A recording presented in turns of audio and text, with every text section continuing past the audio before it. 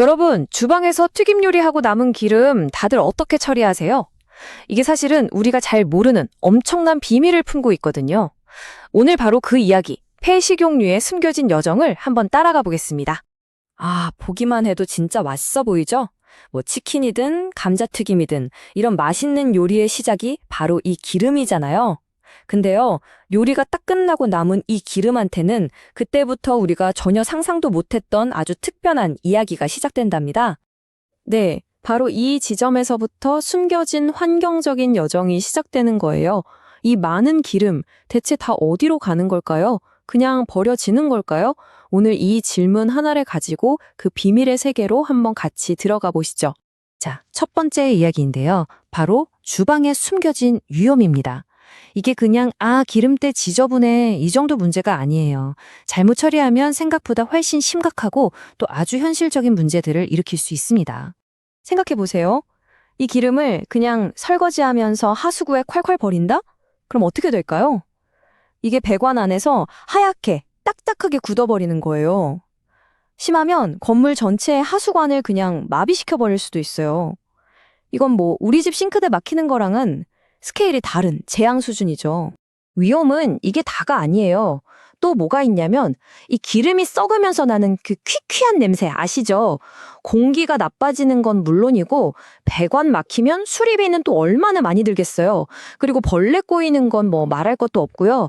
심지어 불이 붙을 수도 있는 인화성 폐기물이라 화재 위험까지 높아집니다.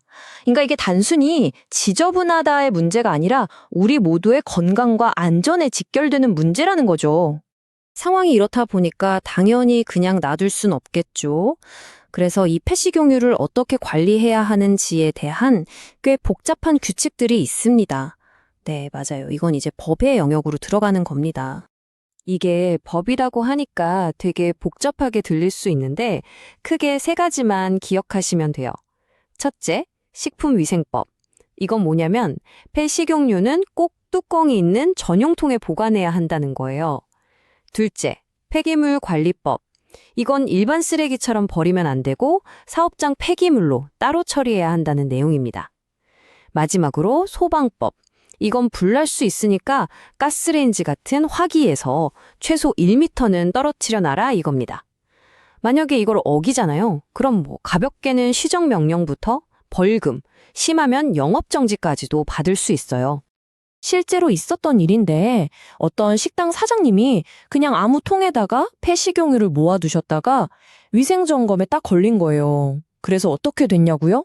결국 뚜껑도 있고 딱 폐유 전용으로 나온 전문 수거통을 쓰고 나서야 이 문제가 해결됐다고 합니다. 그러니까 이 규정이라는 게 그냥 서류상에만 있는 게 아니라 진짜 이렇게 현실에서 적용된다는 걸 보여주는 거죠. 자, 그럼 이제 문제도 알았고 규칙도 알았으니까 해결책으로 넘어가 봐야겠죠? 그럼 도대체 어떻게 하라는 거야? 싶으실 텐데 바로 이 전문 수거 시스템이 어떻게 돌아가는지 한번 보여드릴게요. 이 전문 수거 과정 생각보다 되게 간단해요. 딱 5단계만 기억하시면 됩니다. 자, 첫 번째, 기름을 전용 통에 잘 모아둬요. 두 번째, 통이 꽉 차면 수거해달라고 전화를 하죠. 그럼 세 번째, 허가받은 차량이 딱 도착합니다.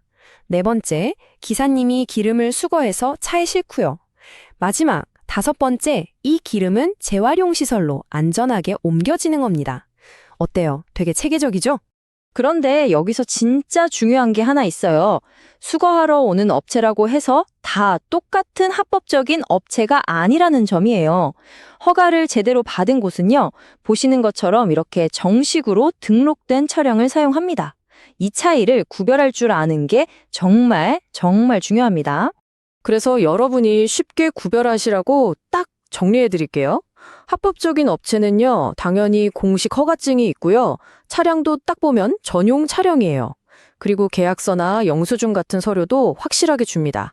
반면에 불법 업체는 서류 같은 거 없어요. 그냥 개인 트럭 같은 걸로 와서 이상할 정도로 현금을 많이 준다고 꼬시죠.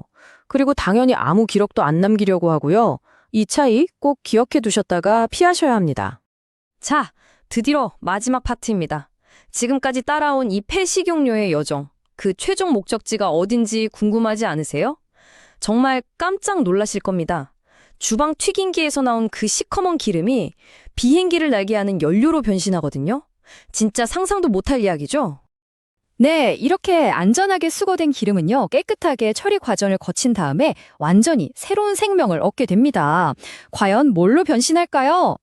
정답은 바로 지속가능 항공연료, 줄여서 SAF라고 부릅니다.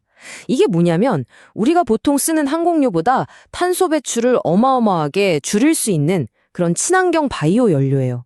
바로 이거예요. 주방에서는 그냥 골칫덩어리, 더러운 폐기물 취급받던 그 기름이 이렇게 최첨단 기술의 집약체인 제트 엔진을 돌리는 연료로 다시 태어나는 겁니다.